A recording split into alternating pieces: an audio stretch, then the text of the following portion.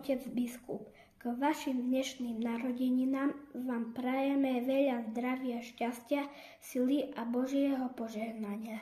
To vám vyprosujú žiaci zo základnej školy Štefana Šmalika v Tvrdošíne.